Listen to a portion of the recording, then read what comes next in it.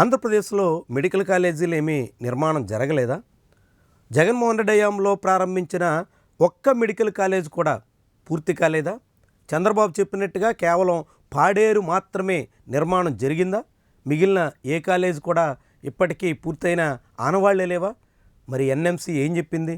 National medical commission చెప్పిన దాని ప్రకారంగా ఆంధ్రప్రదేశ్లో 7 ప్రభుత్వ మెడికల్ కాలేజీలకి ఎట్లా అనుమతి వచ్చింది? 7 ప్రభుత్వ మెడికల్ కాలేజీలకు అనుమతులు ఇవ్వగా 6 మెడికల్ కాలేజీల్లో ఈ ఏడాది కూడా అడ్మిషన్ ఎట్లా నడుపుతున్నారు? చంద్రబాబు చెప్పిందే నిజమైతే మరి ఆయన మంత్రి పార్థసారథి ఎందుకని 7 కాలేజీలు పూర్తయినట్టుగా చెప్పుకొచ్చారు? సీఎం చెప్పింది నిజమా? మంత్రి పార్థసారథి చెప్పింది నిజమా? ఒక సీఎం ఈ మాట యథాలాపకంగా అనంతపురం బహిరంగ సభలో చెప్పి ఊరుకున్నారా అంటే ఇప్పుడు తెలుగుదేశం పార్టీ అదే రాగం అందుకుంది. హోంమంత్రి అనిత దగ్గర నుంచి అందరూ కూడా ఆంధ్రప్రదేశ్లో ప్రభుత్వ మెడికల్ కాలేజీల నిర్మాణమే జరగలేదు అని చెప్పేదానికి ప్రయత్నం చేస్తున్నారు. పదే పదే ఇదే మాటను టీడీపీ సోషల్ మీడియాలో బహిరంగంగా వినిపించే ప్రయత్నం చేస్తుంది. దీని వెనక పక్కా వ్యూహం ఉన్నట్టుగా భావించాల్సి ఉంటుంది. ఎందుకంటే ఆంధ్రప్రదేశ్లో ఇప్పటికే విజయనగరం, పాడేరు, రాజమండ్రి, ఏలూరు, మచిలీపట్నం, నంద్యాల ఇలాంటి మెడికల్ కాలేజీల్లో 2023 నుంచే అడ్మిషన్ జరుగుతున్నాయి. 2024లో 2వ బ్యాచ్ చేరింది. ఇప్పుడు చంద్రబాబు హయాంలో 3వ బ్యాచ్ కూడా అడ్మిషన్ ప్రాసెస్లో ఉంది.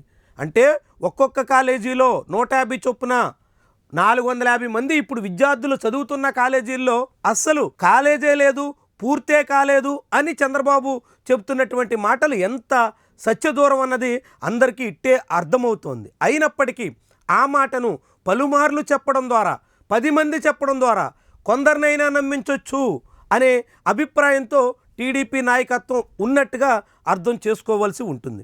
అదే సమయంలో రాష్ట్రంలో పీపీపీ విధానం మీద చాలా తీవ్రమైనటువంటి వ్యతిరేకత వస్తుండడంతో దాన్ని పక్కదారి పట్టించేందుకు ఈ రాగాన్ని టీడీపీ నాయకత్వం అందుకున్నట్టుగా భావించాల్సి ఉంటుంది. రాష్ట్రంలో మెడికల్ కాలేజీలను ప్రైవేటు పరం చేసేస్తున్నారు అనే ఆందోళన పెరుగుతున్నటువంటి తరుణంలో విద్యార్థి సంఘాలు రోడ్డెక్కి నిరసనలకు పూనుకోవడం, విపక్షం చాలా ఘాటుగా స్పందించి తామొస్తే ఆ టెండర్లన్నీ రద్దు చేసేస్తామని నేరుగా జగన్మోహన్ రెడ్డి వార్నింగ్ ఇవ్వడం, ఇలాంటి తరుణంలో అసలు ప్రభుత్వ మెడికల్ కాలేజీల నిర్మాణమే జరగలేదు అని చెప్పడం ద్వారా వాటిని ప్రైవేటు పరం చేసేస్తున్నారనేటువంటి వాదనను డిఫెన్స్లో పెట్టాలి, అలాంటి వాదనను నీరుగార్చేసేయాలి అనే ఆలోచనతో చంద్రబాబు అండ్ కో ఉన్నట్టుగా కనిపిస్తోంది. దానికోసం ఆయన ఎంచుకున్నటువంటి మార్గం, అందుకోసం టీడీపీ నాయకత్వం చేస్తున్నటువంటి ప్రయత్నం. పెనుగొండ కాలేజ్ పూర్తి కాలేదు, అమలాపురం కాలేజ్ నిర్మాణం జరగలేదు, బాపట్ల కాలేజీలో ఇంకా భవనాలు లేవు, పాలకొల్లులో ఇంకా పునాదుల దశే దాటలేదు. ఇట్లాంటి ప్రచారాన్ని తీవ్ర స్థాయిలో తీసుకొచ్చే ప్రయత్నం చేస్తున్నారు. వాస్తవానికి ఆ కాలేజీల్లో నిర్మాణం జరగలేదు.